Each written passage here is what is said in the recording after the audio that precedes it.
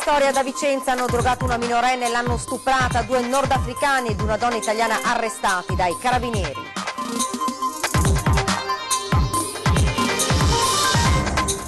Legato al letto e picchiato fino alla morte per pochi euro, Mestre sconvolta per la tragica fine di Giuseppe Nisticò, una vita come pizzaiolo, era in vacanza in Tunisia, già arrestati 2 presunti assassini. Nuova ondata di maltempo in tutto il Veneto, sarà un weekend invernale, già oggi temporali, piogge e grandini soprattutto nella Marca, colpita nuovamente l'area del Prosecco, domenica prevista neve anche a 500 metri. Nel frattempo la frana di Borsoi nel Bellunese ha ripreso a muoversi, Veneto Strade e i Vigili del Fuoco in azione per limitare il fenomeno. Mancato rinnovo dei contratti, stipendi inferiori rispetto alle altre ULSS d'Italia, carenza di organico, da Treviso i sindacati promettono battaglia Zaia, basta fake news sulla nostra sanità. Migranti diretti a Lampedusa ma ricondotti in Libia dalla nave Mare Ionio, la testimonianza di Beppe Caccia e l'accusa, perpetrato l'ennesimo crimine. Alpini, presentata a Milano l'adunata del centenario, si attendono oltre 400.000 persone per l'evento più importante delle Penne Nere. Buonasera e ben ritrovati, edizione regionale dei notiziari di Antenna 3, dunque la cronaca in primo piano, violenza sessuale di gruppo nei confronti di una minore, i carabinieri di Vicenza arrestano 2 uomini ed una donna, hanno drogato la giovane e abusato di lei.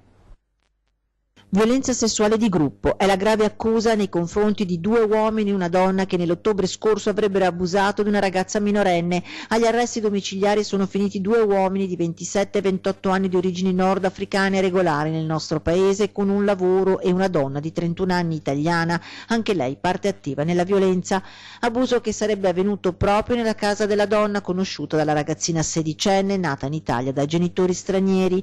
Una conoscenza che ha portato la giovane a frequentare l'abitazione, e quel giorno di ottobre in casa della 31enne c'erano anche i 2 uomini che la donna ben conosceva e probabilmente frequentava e che assieme a lei si sono trasformati in violentatori, approfittando della minore resa inoffensiva. Diciamo che c'è stato anche l'uso di sostanze stupefacenti per indurla a concedersi. Intontita dalla droga, marijuana, cocaina, i 3 hanno approfittato della ragazza. Una volta tornata a casa c'era qualcosa in lei però che non era più lo stesso, come un macigno gravava su di lei quanto era accaduto, e forse la cosa non è sfuggita ai genitori, tanto che alla fine la giovane in lacrime si è lasciata andare. La ragazza ha riferito la cosa ai genitori, che subito dopo hanno denunciato il fatto. Da lì sono partite una serie di attività tecniche condotte dall'aliquota dei carabinieri della sezione di polizia giudiziaria del Tribunale di Vicenza, unitamente al nucleo investigativo del comando provinciale, che hanno avallato la tesi investigativa. Sono state eseguite così nelle scorse ore tra Trissino, Arzignano e San Bonifacio le ordinanze di custodia cautelare domiciliari emesse dal GIP Massimo Gerace, dei 3 che dovranno appunto rispondere di violenza sessuale di gruppo. È stato legato al letto e picchiato a sangue un pensionato 71enne residente a Mestre, è morto in Tunisia la notte del 25 aprile.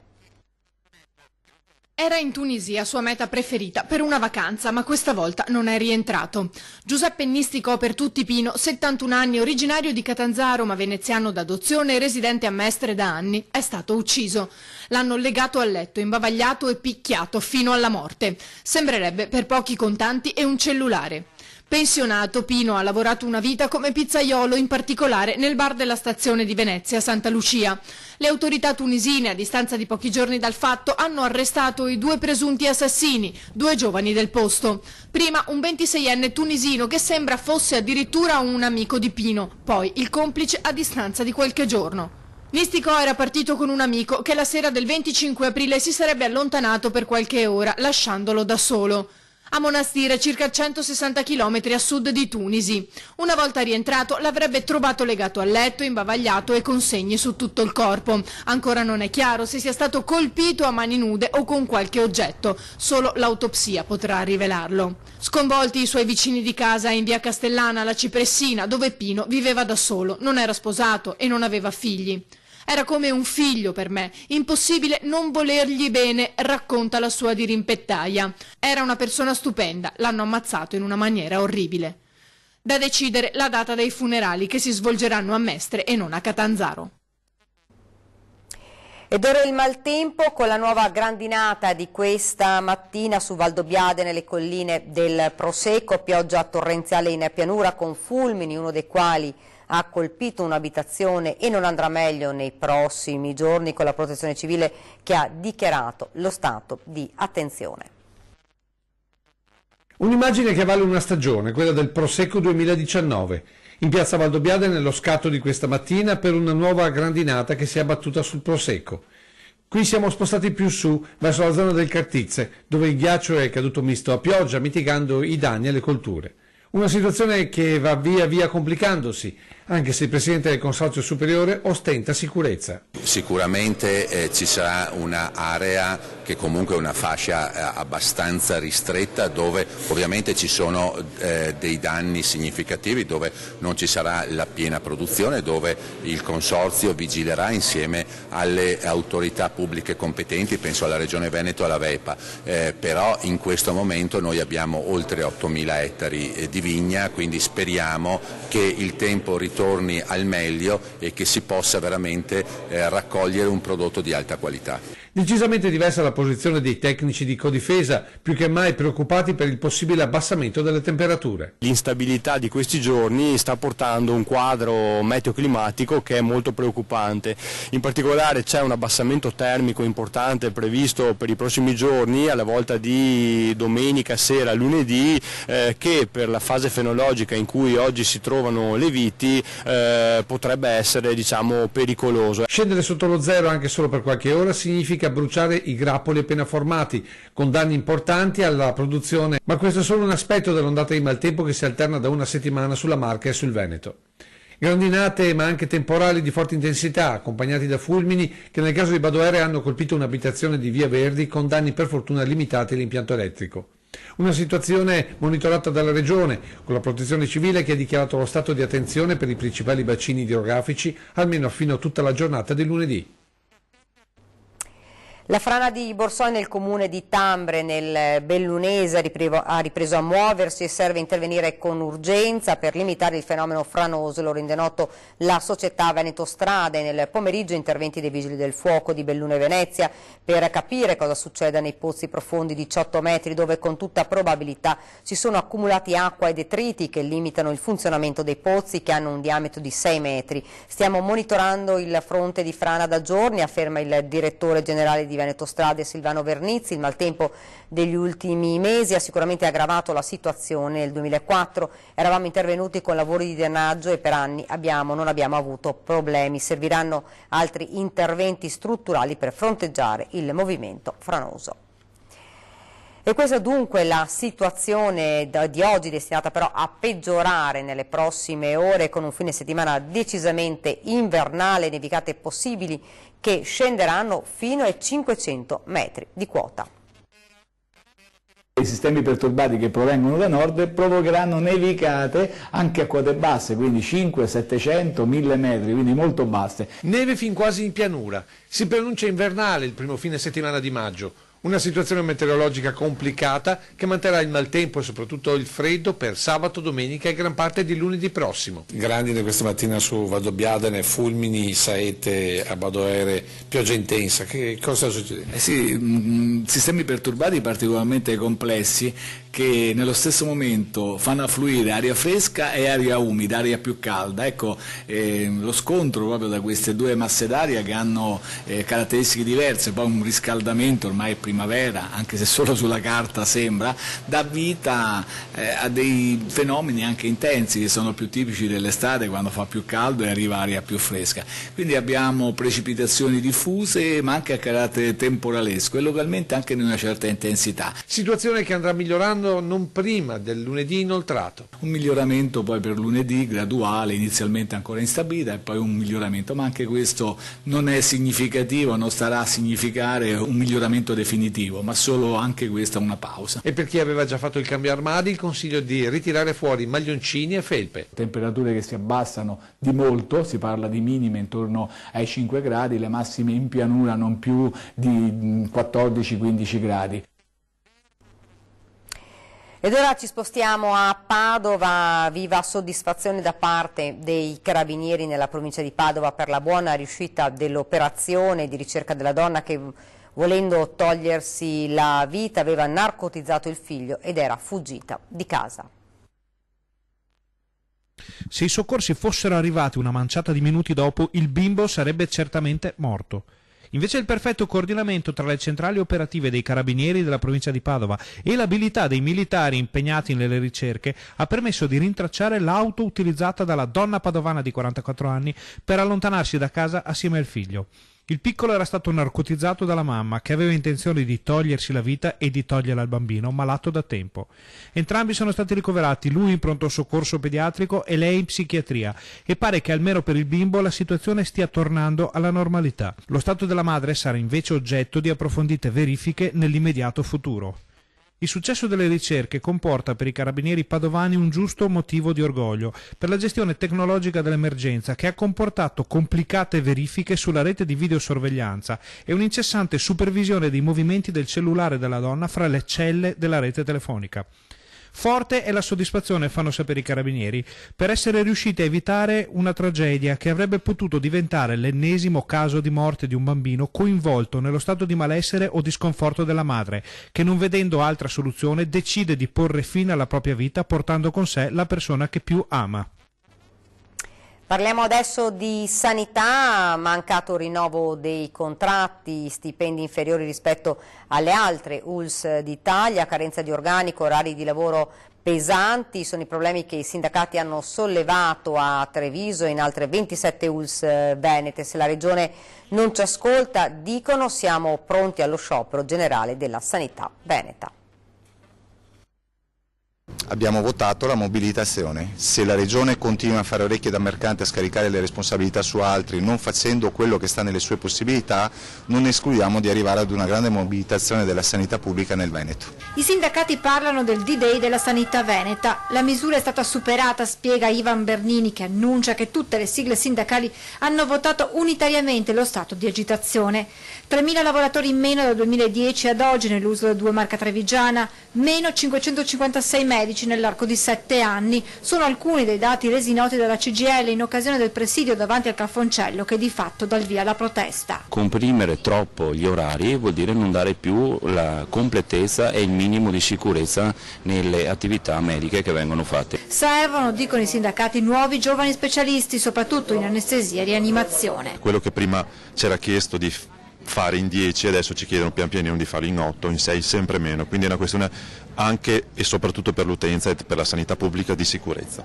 In agitazione anche il comparto della prevenzione per la tutela dei consumatori, per la sicurezza alimentare e quello della salute mentale. Questi tagli che sono programmati, le carenze di organico, la carenza di amministrativi, la carenza di tecnici, mettono in discussione la possibilità di svolgere questa azione di controllo e vigilanza con efficienza ed efficacia. A fronte di un enorme aumento della domanda e quindi di sofferenza da parte dei cittadini e dei loro familiari, c'è un'estrema contrazione della risposta. Altra nota dolente riguarda le retribuzioni. Secondo i dati forniti dalla CGIL, quelle dei medici veneti si attestano nella media nazionale, mentre quella dei camici bianchi di Treviso al di sotto di 2.000 euro.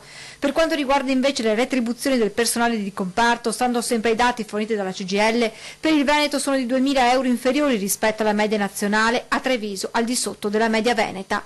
Per questo dai sindacati la richiesta che vengano incrementate le risorse economiche integrative a carico della Regione Veneto. C'è poi il nodo relativo ai contratti. I medici stanno aspettando da 10 anni il rinnovo del contratto di lavoro, colpevolmente la Regione Veneto non ha accantonato le risorse da inserire nel Fondo Sanitario Nazionale per il rinnovo del contratto dei medici. Con il presidio di oggi i sindacati hanno dato il via allo stato di agitazione lanciando un ultimatum alla Regione, alla quale verrà inviata una nota congiunta chiedendo un incontro urgente. In caso di mancata risposta le sigle sindacali si dicono pronte allo sciopero generale della sanità veneta.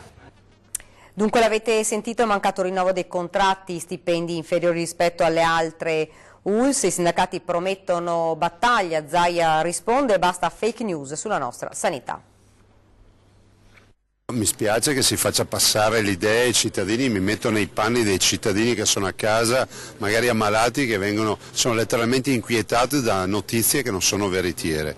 La preoccupazione che hanno loro, ce l'hanno tutti, che è quella di avere medici e quella di avere personale.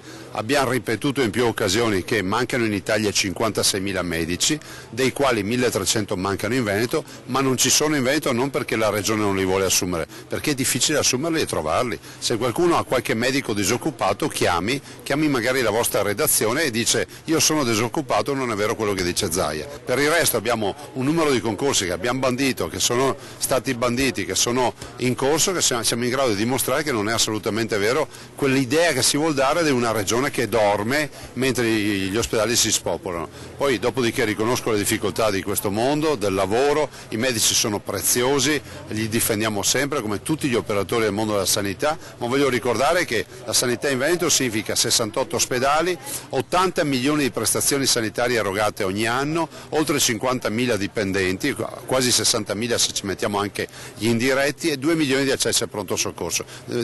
Parlare male della sanità del Veneto vuol dire far danni alla sanità del Veneto. Però loro dicono che sono 10 anni che non viene rinnovato il contratto di lavoro.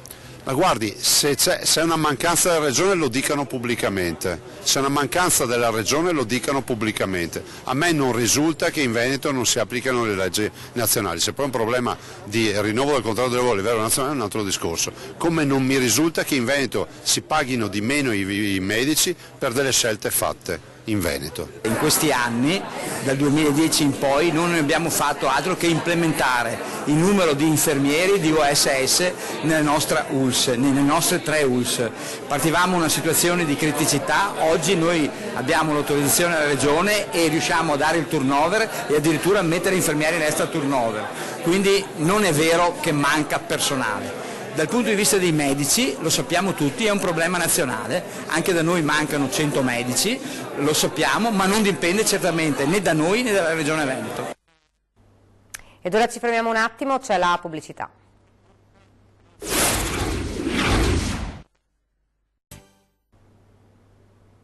Siamo tornati nuovamente in studio con l'edizione regionale dei nostri telegiornali. Parliamo ora di migranti, la denuncia di Mare Jonio contro Malta. Sentiamo la testimonianza del veneziano Beppe Caccia. Grazie all'intervento di un aereo europeo queste donne, questi bambini, questi uomini sono stati invece riconsegnati nelle mani dei loro carcerieri, nelle mani dei loro aguzzini. Sono parole di fuoco e ben circostanziate quelle pronunciate dal veneziano Beppe Caccia, componente dell'equipaggio della nave Mare Jonio, impegnata nella missione mediterranea. La nave Mare Jonio ha denunciato il fatto che un aereo militare di Malta avrebbe collaborato alla cattura di 2 barconi con a bordo complessivamente 180 persone in fuga dalla guerra in Libia.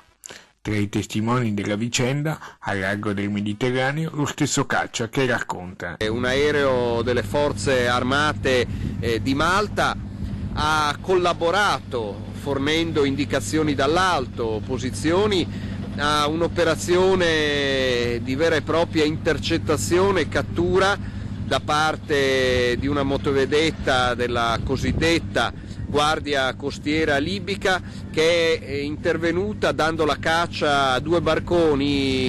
Mediterranea presenterà denuncia all'autorità giudiziaria di quanto accaduto. È una vicenda i cui dettagli non sono ancora chiari, ma su cui vogliamo andare fino in fondo, vogliamo capire bene quali siano state le responsabilità in questo ennesimo crimine contro l'umanità che si è consumato nel Mediterraneo. A bordo della Mare Jonio c'è anche un giovane prete di Modena, Don Mattia Ferrari, 25 anni, partito per la missione con Mediterranea grazie all'autorizzazione del suo vescovo. E Papa Giovanni, che a Venezia era conosciuto perché è stato patriarca, diceva: se incontri qualcuno per la strada e non chiedergli da dove viene, chiedergli dove va e se va nella tua stessa direzione cammina con lui. E questo è il motivo per cui sono insieme a tanti compagni e compagne di viaggio che magari hanno provenienze culturali, religiose, ideologiche diverse dalla mia. Conto alla rovescia per la 92esima adunata nazionale degli alpini che avrà luogo a Milano. Oggi in tarda mattina la conferenza stampa di presentazione. Milano, Palazzo della Regione Lombardia, tradizionale incontro con la stampa che oggi ha fatto seguito alla mostra Alpini, uno stile di vita, inaugurata al Castello Sforzesco, nella città del centenario della fondazione dell'Associazione Alpini e che ha dato i natali al 5° reggimento con i suoi nomi illustri, si sono ritrovati assieme alle autorità i massimi vertici dell'ANA e dell'Esercito. Il generale Claudio Berto, comandante delle truppe alpine, ha parlato del rapporto fra i militari e l'Associazione Nazionale Alpini con il suo esercito di volontari, oltre 16.500, ha detto, con la ferma intenzione di creare fra le due realtà un'integrazione di modelli operativi per una maggiore efficienza in caso di intervento. E altri numeri: 11.000 soldati con cappelli alpini, 147 anni di storia, 100 di adunata. Il primo cittadino Giuseppe Sala, oltre a dirsi soddisfatto dell'evento, ha parlato del tema della cura che gli alpini hanno ad esempio per il bosco del Rogoredo o dell'Ambro. Anche il presidente della regione Lombardia, Attilio Fontana, ha portato il suo saluto ricordando il padre alpino e il generale Pennabianca. Renato Genovese, presidente del comitato organizzatore ANA, ha concluso dando altri numeri importanti di questa 92esima edizione a Milano. I presenti previsti nei 3 giorni: 400.000, 80.000 alpini a sfilare, con un indotto che supererà i 120 milioni di Cremona, stando agli studi della Cattolica di Milano. Il conto alla rovescia è quindi incominciato, anche se a decretare l'inizio ufficiale sarà l'alzabandiera, fissato per le ore 10 di venerdì 10 maggio in Piazza Duomo. Molti altri momenti toccanti seguiranno e poi tanta emozione, tanta attesa per la sfilata di Milano della domenica 12 maggio.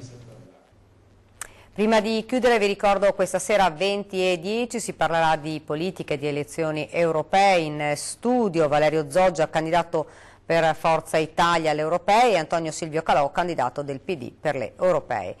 Ed ora vi lascio alle previsioni del tempo. Grazie davvero per averci seguito e buona serata.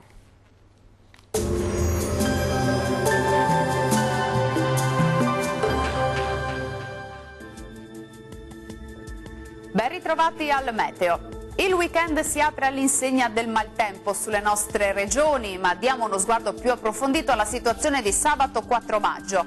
Sul Veneto avremo precipitazioni sparse ma piuttosto frequenti, un po' ovunque, localmente anche di forte intensità, specie durante le ore serali e notturne.